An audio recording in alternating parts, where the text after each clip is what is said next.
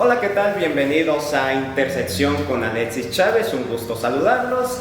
El día de hoy tenemos el verdadero lujo, el verdadero honor de contar con la visita del gran Arturo Tovar Salazar, mejor conocido como el maestro Sato, con 57 años de edad y 46 como especialista esotérico. Además, para vaya abundante currículo, es fundador de varios centros de enseñanza espiritual, esotérica y ecológica, y por si fuera poco, historiador, y además de impartir diversas conferencias y talleres de enseñanza acerca del mundo esotérico y ser partícipe de diversos programas de televisión y de radio. Maestro, muy buenas tardes, gracias por aceptarnos la invitación a esta entrevista. Muchas gracias a ti y a todos los muchachos que se encuentran por acá enfrente, detrás de las cámaras, haciendo las fotografías y la filmación de este video. Pues muchas gracias. Nos encontramos precisamente aquí en un lugar muy especial para mí, donde he venido haciendo algunos festivales y eventos, el Hotel San Miguel, a quienes saludamos afectuosamente por haber tenido la disponibilidad de darnos este espacio. No, desde luego, muchas gracias por darnos la oportunidad de impartir este espacio en este lugar. Muchas gracias por la oportunidad, por darnos pues el tiempo y la disponibilidad para la realización de esta entrevista. Antes de iniciar con la dinámica de preguntas y respuestas, me gustaría resolver algún interrogante acerca de su persona. Sí. ¿Por qué maestro Sato, ¿por qué adopta este nombre para definir su profesión esotérica? Yo, antes de que me conteste, tengo una pequeña teoría. Ajá. Que no sé si esté mal, usted no puede desmentir, dímelo. Que es referente a sus apellidos, ya que Salazar, al menos de forma adversa, y Tovar, o sea, las dos sílabas iniciales de forma adversa conforman Sato. ¿Es cierto o estoy...?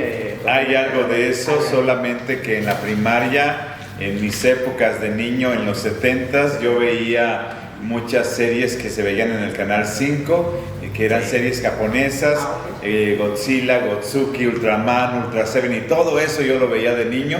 Y como eran series japonesas, pues había nombres japoneses. Sí. Y cierta ocasión yo escuché, siendo un niño, el nombre de Sato, y de ahí me gustó, no sé, yo vibré mucho con ese nombre de Sato, y entonces yo dije, lo voy a utilizar como niño para cuando jugáramos con los compañeritos de la primaria, que yo era el ladrón Sato, el policía Sato, y lo empecé a usar.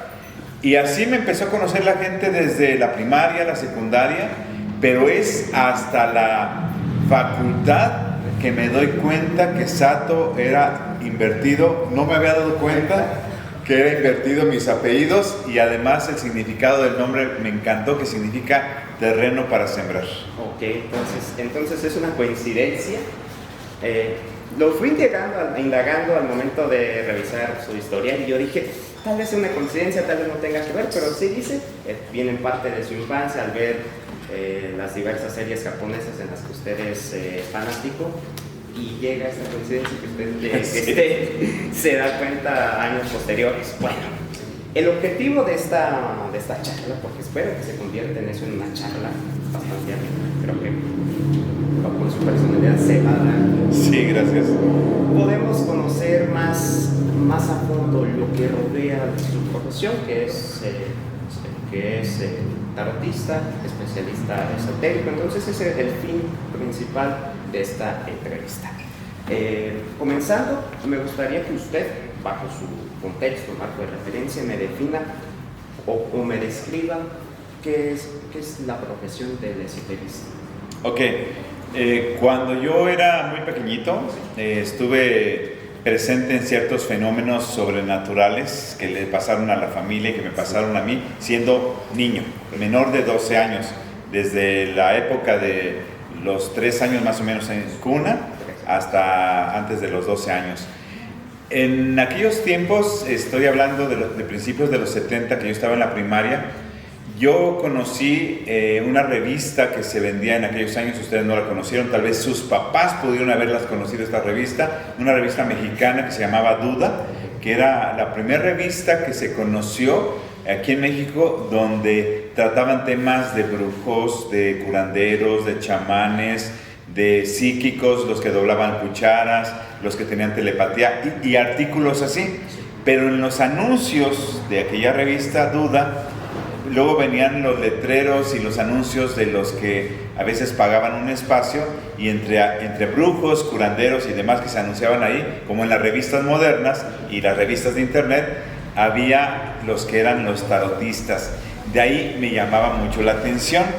Yo todavía no me consideraba ni siquiera estudiante de esoterismo o de ocultismo, pero cuando yo me sacaban mis papás, se escucha raro, cuando me sacaban a pasear mis papás a la calle, y pasábamos por donde había un oculista, yo me emocionaba y decía, ¿a poco aquí en este negocio de oculista, confundiéndolo con ocultista? Decía, ¿a poco hay tantos ocultistas? Pensando pues que el oculista era el ocultista. Ya después de grandes me di cuenta que el oculista es el de los lentes. Sí, ya.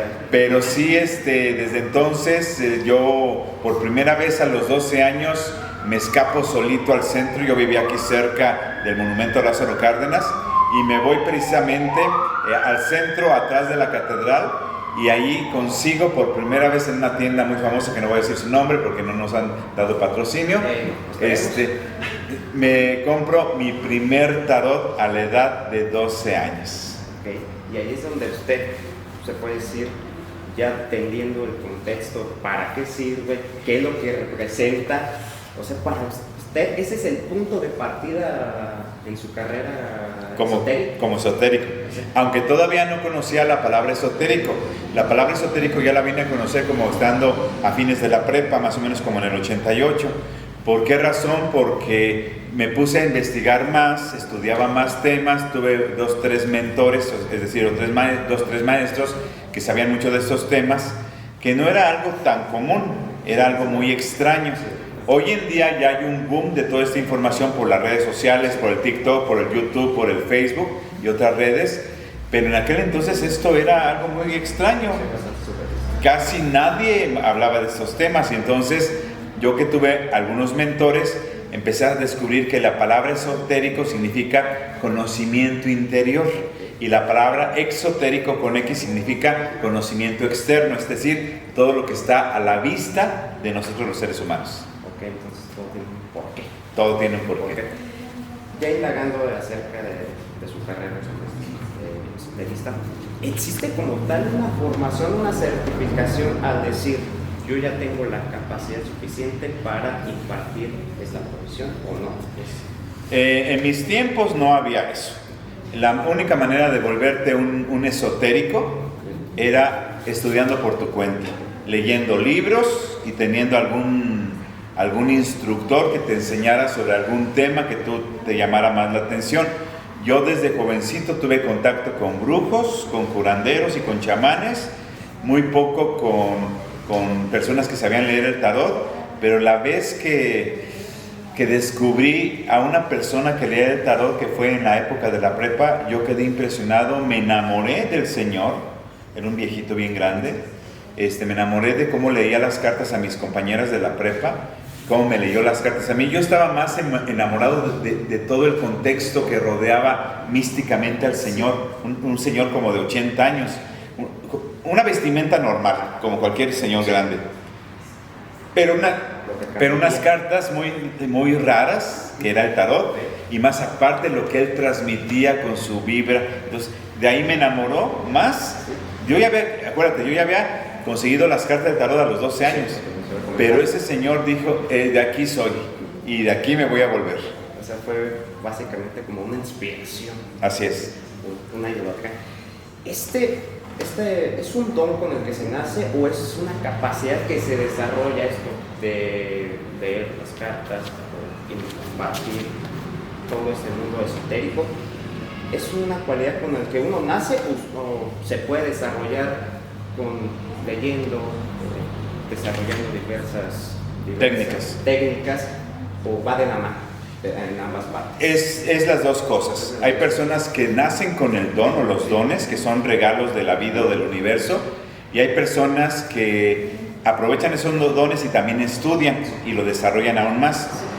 Muchas personas de aquellos tiempos y de estos tiempos aún sigue existiendo cierto temor por algunos temas esotéricos, porque mucha gente piensa que algunas cosas son del diablo, y yo creo que ya la Inquisición quedó muchos siglos atrás y tenemos que estar abiertos al conocimiento, y esto es parte de un conocimiento. Entonces hay personas que desarrollan sus dones, nacen con ellos y los desarrollan, y hay personas que aparentemente tienen los dones dormidos, pero a través de la vida van aprendiendo y van estudiando. O sea, desde luego, uno puede nacer con el don, pero no ejercerlo. Pero no ejercerlo, desde luego. Y si lo vas desarrollando, si le vas generando un aprendizaje, pues desde luego tienes una capacidad mucho más amplia, y eso es desde luego importante. Entonces, ¿qué habilidades y qué conocimientos se requieren así muy específicos para dedicarse a esta vocación? A esta profesión de tarotista, por así decirlo, y es algo que luego a mucha gente no le gusta: leer. Leer es fundamental, como en muchas carreras, como en la carrera de letras, en la carrera de historia, en la carrera de filosofía, en cualquier carrera tienes que leer. Desde luego. Porque hay muchos libros, porque antes, en mi época, como te digo, no había maestros que estuvieran por todos lados que te puedan enseñar estos temas. Tenías que conseguirte tú los libros. Yo, de niño, me los conseguía escondidas, porque en mi familia no se permitían estos temas, porque tenía tíos sacerdotes, inclusive en el Vaticano, y tías profesionistas de leyes. Entonces no eran temas que podía yo hablar abiertamente en la familia. Lo veían como algo negativo. ¿Y cómo lidió con toda esa situación familiar de que no era permitido o bien visto en casa de que usted se indagara en este mundo? Bueno, yo creo que desde niño yo, en vez de ser una oveja negra, era un búfalo negro. Okay. Y yo solito, pues a escondidas, me conseguía los libros. Tenía mi pequeña biblioteca yo oculta de estos libros, pues en donde podía tenerlos escondidos, porque si se metía mi mamá a hacer el aseo, pues ahí podría pasar alguna situación. Entonces yo empecé a leer mucho. Hoy en día ya hay un alcance más, además de los libros, están ciertos maestros que te pueden enseñar estas cosas, está el internet, el TikTok, el YouTube, y hay muchas plataformas donde puedes aprender. Bueno, pues como lo mencionábamos, usted es egresado de la Universidad Michoacana como historiador. Ajá. 9 años jubilado, me comenta. Sí, así es. 9 años jubilado. ¿Cómo relaciona, cómo compagina, pues básicamente su profesión como tal con su vocación de esotérica? Ok, obviamente al yo hacer la carrera de historia, yo aprendí muchos métodos de investigación. Sí, va de la mano. ¿Sí? Va de la mano. Básicamente es fuentes primarias y... Así es, todo eso me sirvió a mí bastante para investigar. Y eso me ayudó a ser una persona que estudiaba mucho y que leía mucho, y que gracias a eso, y no uní nunca el tema como historiador con el tema esotérico. O sea, siempre cada cosa en su lugar. ¿Usted imparte clases de forma normal? Sí, y yo no trataba esos temas en la escuela. Que en los pasillos los chiquillos me preguntaban cosas, pero en el salón de clases... las clases de mi profesión, y obviamente del profesionalismo que usted tiene, que tiene luego, para dividir esas dos cuestiones y no mezclarlas, es muy importante, porque puede generar conflictos muy importantes. Así es. Con los alumnos en ese entonces. O con los directivos. Con los directivos, desde luego, por supuesto. Entonces, pero usted dio clases como historiador, pero también de tarot. ¿Ha impartido talleres para...?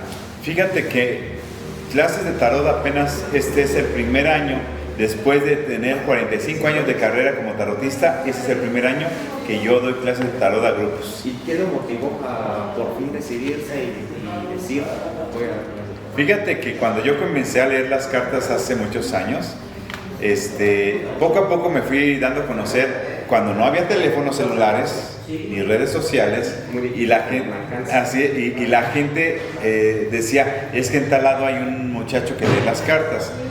Pero en la época más o menos de la facultad, estoy hablando 84-88, descubro que mi mejor amigo de aquella época, leyéndole las cartas, el amigo va a morir. Y me doy cuenta de una cosa tan terrible como eso, y entonces me asusta, estoy yo preocupado por el tema, no es algo que yo pudiera controlar porque ahí apareció esta información, y entonces sucedió tal cual como se veía ahí en las cartas, y ahí empecé a ser un poco más cuidadoso en cómo dar los mensajes a la gente, porque hasta eso se puede encontrar en una lectura de tarot. Son temas muy complejos con los que se tiene que lidiar, y fue una experiencia bastante impactante, desde luego. Sí. El hecho de que usted haya visto, ¿fue algo ocasional? ¿Cómo? Pues es que a este amigo le gustaba que le leyera las cartas. Y básicamente le dijo así como tal. No le puede decir. Éticamente hay algunas cosas que no se deben de decir. Sí, desde luego son lineamientos no escritos, por así decirlo. Así es. Acerca de... Hay que tener mucho cuidado porque la persona que asiste a una lectura de cartas tiene que irse mejor de como llegó y no peor. Sí, muy bien. ¿Lo catalogan o estoy en error como el chamán de Morelia? Fui nombrado por uno de los periodistas más reconocidos de la ciudad de Morelia hace años, no sé si estoy hablando de hace como menos de 20 años atrás o 15 años, fui nombrado por un periodista muy reconocido aquí como el chamán de Morelia. Entonces, derivado a ello, ¿usted me puede decir cuál es la diferencia entre un chamán y un brujo, o va de la mano? Ok, etimológicamente la palabra brujo puede venir de un simbolismo que representa a una persona que tiene muchos conocimientos. Chamán es un hombre que sabe, ese es el significado. Entonces, es personas que saben o que tienen muchos conocimientos, y que eso ayuda precisamente a que pueda ayudar con sus conocimientos a todas las personas que acuden con estos personajes. Pero obviamente hay, como en cualquier profesión, gente buena y gente mala.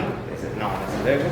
Y usted, por así decirlo, ¿cómo podemos una persona, un ciudadano normal, cómo poder identificar que el que tenga enfrente literalmente tiene el conocimiento, tiene la capacidad suficiente para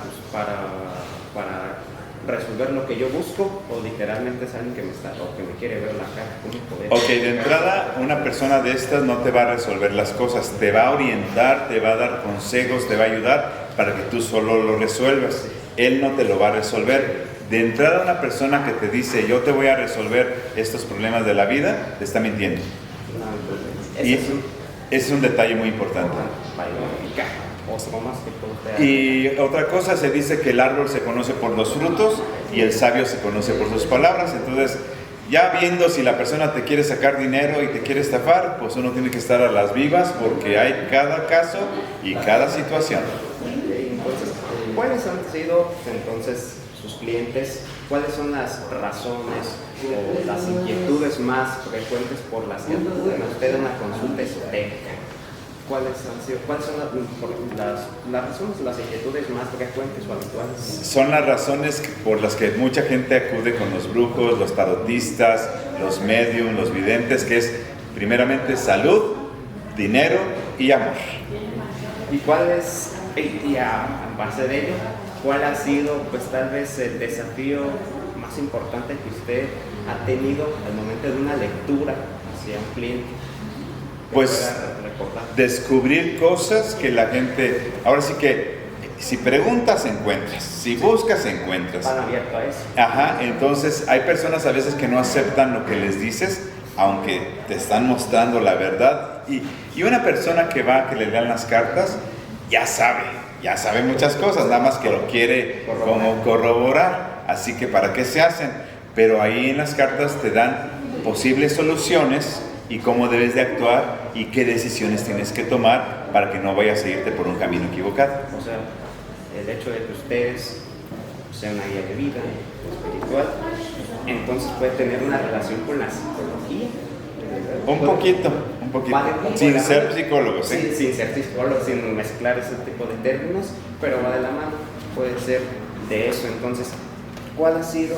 Pues usted ha dicho que, me acaba de comentar, de que hay personas que literalmente, sabiendo lo que ya ya sabiendo que ya existen ciertas cuestiones que nos van a corroborarla, ¿sí han existido escenarios en los que literalmente se disgusten o se molesten por literalmente ver lo que usted menciona? Fíjate que en mi caso no se molestan, en mi caso han sido buenos consultantes, humildes hasta un sentido porque se les está diciendo la verdad. Siempre me conduzco con la verdad, siempre hablándoles con la verdad. Yo creo que se enojan cuando cualquier otra persona que no tiene tacto de decir las cosas, ahí sí les reclaman y dicen, no, no es cierto, yo no soy eso, yo no soy enojón, yo no soy enojón. Entonces, es un tema dependiendo de las personas que se acerquen a este tipo de situaciones, pero creo que sí es importante entender que también tiene que ver con el trato, el carisma que tengas, la empatía que tengas y la preparación que tengas. Ustedes carisma, sobrado para Gracias. Bueno, pues antes de cada consulta, ¿hay un proceso que haga usted antes de iniciar alguna lectura, a leer un tarot? Fíjate que cuando yo empecé estas lecturas, cuando estaba muy joven, a veces empezaba a las 3 de la tarde y terminaba a las 9 de la noche, aproximadamente atendería a unas 20 personas o 25 personas. Hoy en día, afortunadamente, solamente atiendo 1 o 2 personas al día y a la semana a lo mejor unas 4. Ya no me quiero yo cansar demasiado porque es cansado, mentalmente es cansado. ¿Y qué hago antes de tener una consulta? Yo me relajo, atiendo a mis perros, como algo, veo videos, pongo música y pues eso me relaja. Y ya cuando se prepara el momento que va a llegar el consultante, prendo mis inciensos, prendo mi velita, tengo mis cartas listas y ya que llegue la persona le doy la bienvenida y empezamos a platicar. Y una cosa muy importante, para que un tarotista sea bueno, tienes que hacerle lo menos que puedas preguntas. Solamente decirle, mi panorama es sobre el trabajo, sobre el amor y a ver qué me puede decir. Y de ahí tú te vas como hilo de media diciéndole todo lo que te tengas que decir a la persona. Y entonces entre menos preguntas haga la persona y se vaya sorprendiendo, no, pues eso está genial. Ok, y es bastante satisfactorio. Así es. Cuando se van, como usted dice, mejor de cómo llegar. Desde luego, es una de sus principales. Así es. Bueno, pues en caso de que de todo, pues estamos desafortunadamente inmersos en una sociedad llena de estereotipos. Sí. Y desafortunadamente su vocación es la excepción. Ajá. ¿Cómo usted lidia con todos ese tipo de personas que desacreditan su vocación, llamándolos como charlatanes, literalmente personas que literalmente nada más van a sacarte el dinero? ¿Cómo ha lidiado usted actualmente y a lo largo de su carrera con todo este tipo de personas? Por la ética. Por la ética. Porque mira, hay personas que sí, desgraciadamente, hacen de este tema de lo esotérico como un modo de vida aprovechándose de los demás, pero hay personas que no nos dedicamos a sobrevivir en la vida con estas cosas, porque tenemos, a lo mejor somos jubilados o somos pensionados o tenemos un trabajo fijo y esto lo hacemos solamente en nuestros tiempos libres. Entonces, yo no he tenido que lidiar con eso, simplemente tengo un reconocimiento no solamente local, sino regional, nacional e internacional. Entonces creo que a mí no me ha costado trabajo porque siempre me he conducido con ética. Sí, y que eso le ha sido, como usted lo acaba de mencionar, generar un prestigio nacional e internacional. Ha visitado muchos países a lo largo de esta profesión. Me gustaría conocer, en esos tantos recorridos que ha hecho usted por el mundo, ¿cuál ha sido la experiencia que más le ha marcado en esta vida, en el plano internacional?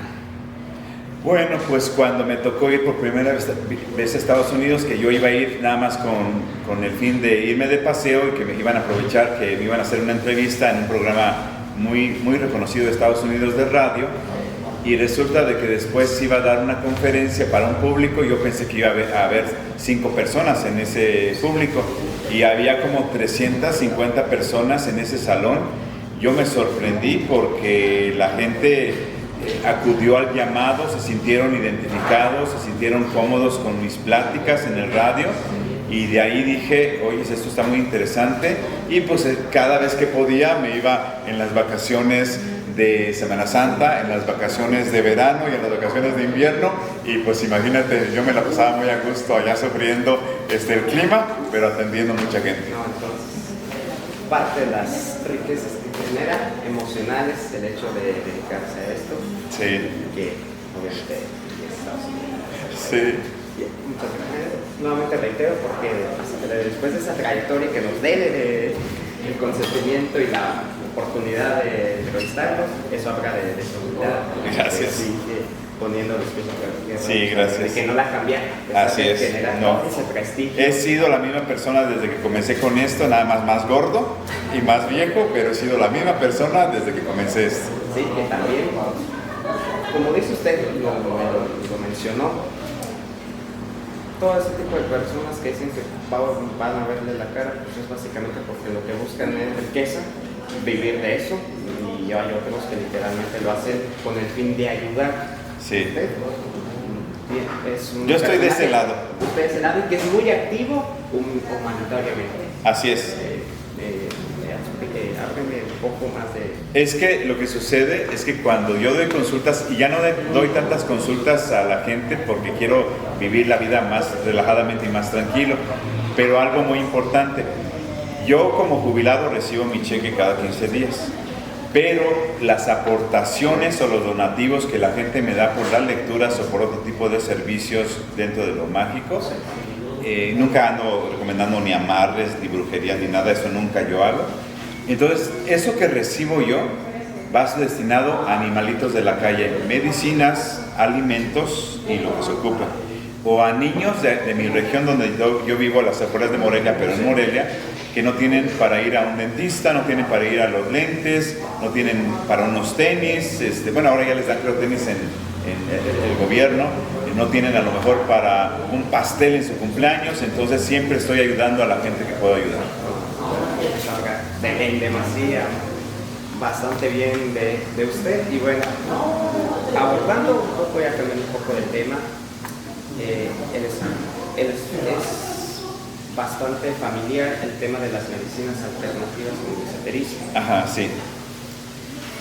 ¿Cuáles son la relación que existe de la medicina tradicional con el mundo del esoterismo? ¿Cómo se vincula? Ok, porque aquí en México tenemos lo que se denomina la medicina popular mexicana, que es aquel tipo de tratamientos que no son médicos de profesionistas, sino de médicos tradicionales que te curan de susto, de espanto, de empacho, de envidia, de mala suerte, de malas vibras. Entonces, ahí es donde hay una empatía entre el esoterismo y las medicinas alternativas. ¿Y cuáles serían las principales ventajas de estas medicinas alternativas a diferencia de las? Pues es que hay personas que de repente tienen un niño empachado en el hospital y nomás no se compone y nada más le están poniendo suero, pero van con la curanderita al curanderito y rápido le truena el empacho al niño, el chiquillo avienta sus gasesonones y luego se libera, deja de llorar y ya se compuso. Esa es la ventaja de que lo que no pueden atender, y con todo respeto lo digo, los médicos son excelentes, los médicos, nunca dejen de ir con su doctor, por favor, pero cuando no encuentran solución a una medicina que es del pueblo, entonces va uno con los curanderos y los sanadores y ahí encuentra la solución, ¿no? De ahí de alternativo. Por eso de alternativo. Tradicionales. Y tradicionales. Ok, bueno, pues aquí bueno, pues como todos seguramente están viendo en casa, tenemos diferentes tipos de tarot, Sí. Y nos gustaría que usted nos dijera qué significa cada uno de los que tenemos aquí presentes. Ok, fíjate que mi primer tarot que yo conseguí, hace precisamente 45 años, se llamaba es un tarot del Dr. Murner, el supremo arte de echar las cartas, fue el primer tarot que yo conseguí. Y ya cuando tú te consigues tu primer tarot, siendo tarotista y estudiante de estos temas místicos y esotéricos, se vuelve un vicio. Sí. Empiezas a coleccionar y que ya salió uno nuevo, pues a ver, lo quiero, y ya salió otro nuevo y yo lo quiero, y ya salió otro y yo lo quiero. Entonces, esos que tengo aquí son parte de mi colección privada, pero obviamente tengo el tarot que actualmente tengo como 9 años o 10 años usándolo, que es el tarot de Rolling, que está por allá, es el tercero, ese, no el otro. Entonces, ese tarot es el que vengo utilizando desde hace como 10 años, porque he pasado por varios tarot diferentes, pero este es el que actualmente estoy utilizando. Okay. Y nos dice que de este lado tiene tiene una reliquia que no piensa utilizar. ¿A qué se debe? Y es que este tarot que conseguí, y por cierto, los que se quieran meter a ser tarotistas, no crean que es una profesión muy baratita.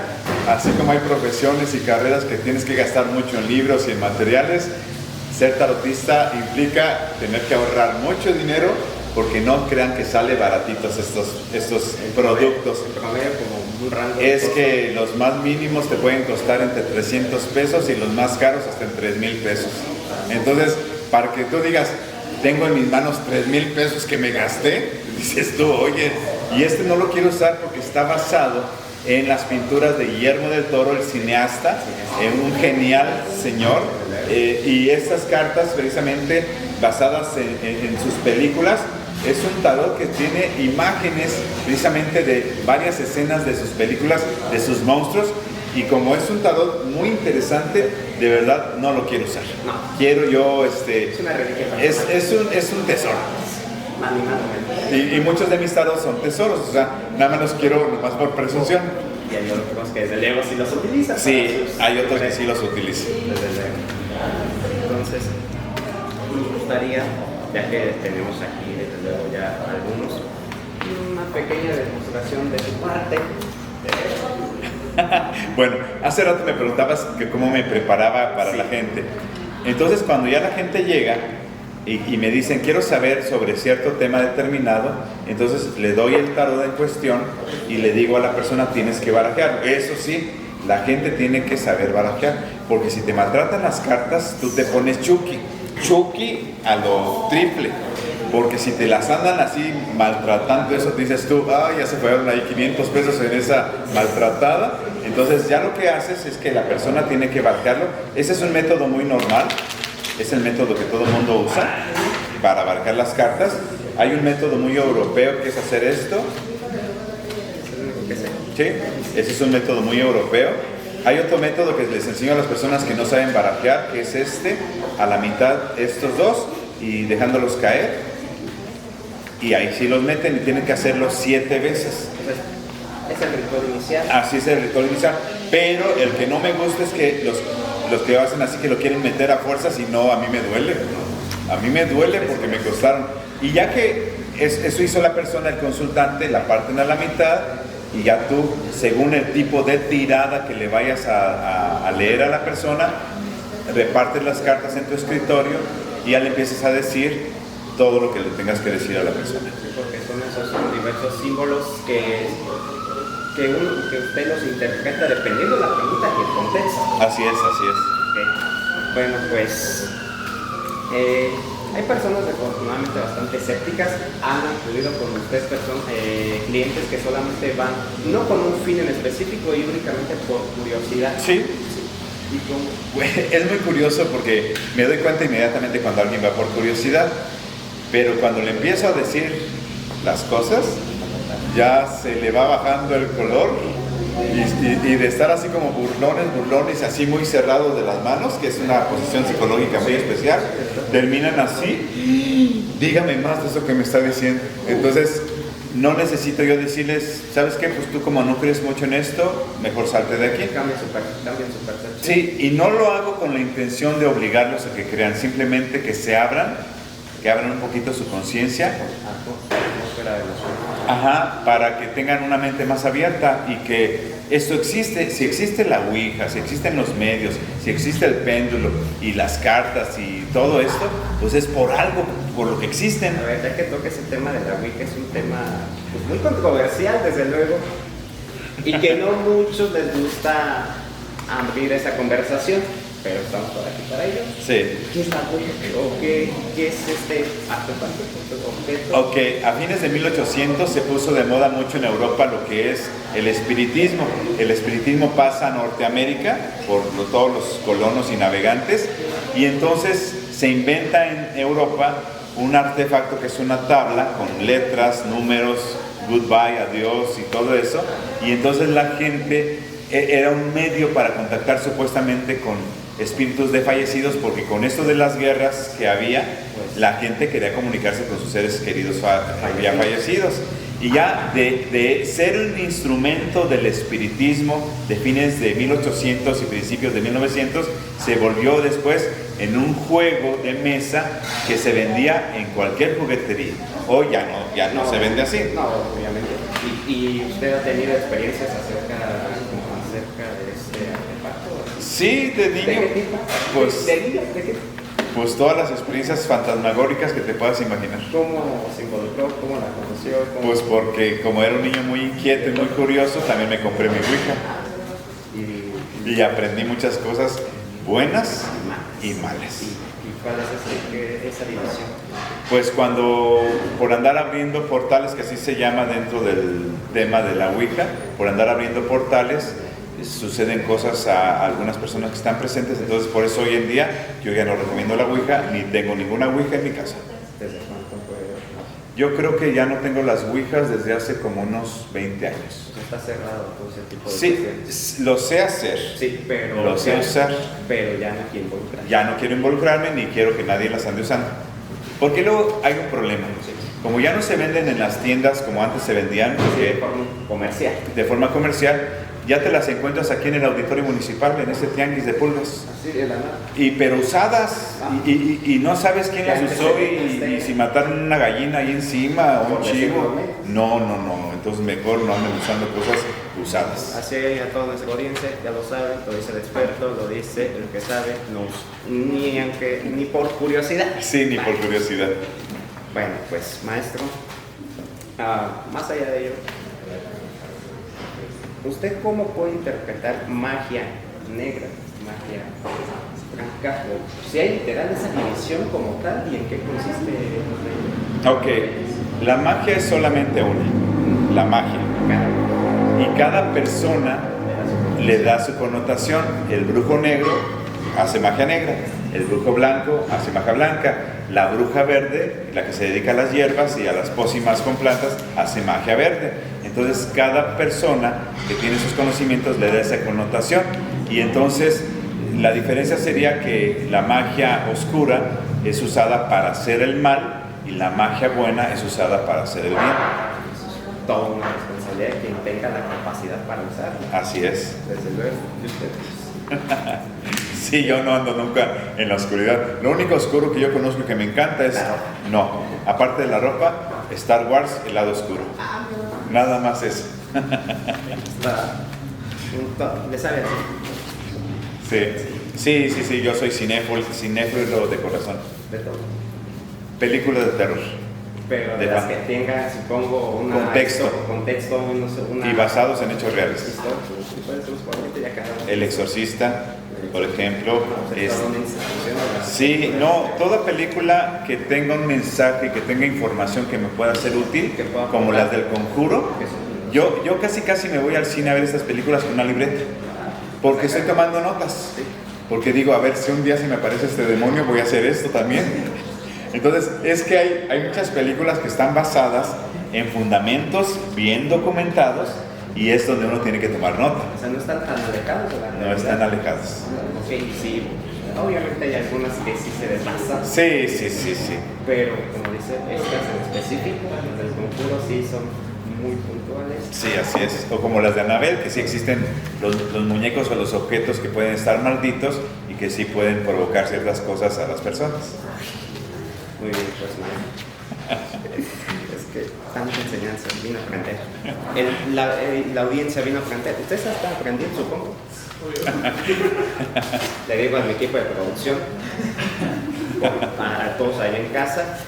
Bueno, maestro, pues ya para finalizar, ya para concluir con esta muy amena charla que usted ha generado, gracias a usted. Pues básicamente usted nos mencionó hace unos momentos que es más o menos frecuente de que usted haga consultas. Ya las limitó solamente a 4 por semana. Sí, más o menos. por un tema de desgaste emocional. Sí. Cuando usted lo hace de forma un poco más exhaustiva, un poco más acumulada a lo largo de la semana, ¿cuántas realizaba? Pues entre 20 y 25 en una tarde, todos los días. ¿Todos los días? Y me escapaba los sábados y los domingos a hacer deporte porque fui deportista de alto rendimiento para que no me buscaran para las cartas ni el sábado ni el domingo. Deportista, súper vencido. En aquellos tiempos sí, ya ahorita ya no. Bueno, entonces, y después de una jornada tan desgastante como tal un día, ¿qué es lo que usted hacía para sentirse de forma balanceada, espiritual y psicológica? En aquellos tiempos pues era nada más irme a merendar, ver la tele y hacer la tarea o preparar mi clase del día siguiente en la prepa. Pero hoy en día lo que hago es que me relajo, veo alguna película de terror, les da risa a mis amigos porque yo veo películas de terror para relajarme. Y dicen, es que ¿cómo te puedes relajar porque con algo así? Piensa que es todo lo contrario. Sí, yo me relajo. Nada más las únicas películas que no me gustan son las tipo gore. O sea, donde es sangre, destripados y sangres y descabezados. Sangre por todo, por doquier, sin ningún tipo de argumento y fundamento. Así es, Okay, sí, exacto. Maestro, pues ha sido un verdadero placer, un orgullo. No sé si el equipo de producción tenga alguna otra cosa. Sí. ¿Una lectura para ese niño? A ver, ¿Una lectura para ese niño? ¿Para cuál niño? ¿Puede pasar usted? Para ti. Ok. Es que quieren ver cómo se hace eso. Ok, va a ser algo sencillo. Sí. Es solamente como para darte un mensaje y ya si coincide con lo que estás viviendo en este momento de tu vida, pues te va a servir, no te va a hacer ningún daño. Entonces se extiende y tú pensando en alguna situación que estés tú viviendo, sácame 4 cartas y las vas dejando aquí, 1, 2, 3, 4. A ver, aquí la toman. Sí, ahí van a poner la cámara. 4. Boca abajo, así las dejas. Sí. 1, ahí está la primera. 2, 3 y 4. Ahí están las 4 cartas que este muchacho está Espero que estamos de obteniendo. audiencia, Espero que estamos de audiencia. Mira, no sé si este fin de semana o próximamente vas a tener una celebración o vas a estar conviviendo con algunos amigos por alguna situación particular, pero yo te veo contento en próximos días, te veo feliz. No sé si vais a tener un viaje próximo, corto, que puede ser a tu rancho o a visitar a tus abuelitos o un viaje corto. Pero también dice que tienes que ser más ahorrativo porque a veces eres un poco gastalón y gastas en cosas un poco superficiales, pero también tienes que superar algunos momentos difíciles que has tenido atrás y que de alguna manera no te puedes atorar en lo que estuvo mal o en lo que tú no pudiste tener control de ello. Simplemente aprende de las experiencias y eso te va a llevar a seguir siendo una persona que enfrente los retos que te da la vida. Eso es lo que te acaban de decir. Okay, muchas gracias. No es por quedar bien ni por esto, pero sigo un poco de la mano con el contexto. Justamente en la próxima semana voy a ir a San Carlos Lagos, un viaje con mi familia. Okay. Entonces, en eso coincide y le voy a tomar la palabra en cuestión de ser mucho más ahorrativo, que si gastamos en cuestiones bastante superficiales hasta cierto punto y veces innecesarias, pero voy a tomar su palabra acá. Ok. Muchas gracias. No, al contrario. Realmente, Gracias. gracias por haber tenido la apertura, el tiempo para ver. ¿Alguna otra cosa, producción? No, pues ahora sí, todos despedimos a todos. Bueno, pues muchas gracias por la apertura y el tiempo para la realización de esta charla que se hizo, repito, bastante amena. A ustedes, recuérdales a todo el público de parte de quién están viniendo a hacer esta entrevista. Venimos por parte de la Facultad de Letras de la Universidad Michoacana de San Nicolás de Hidalgo con el fin de pasar el semestre.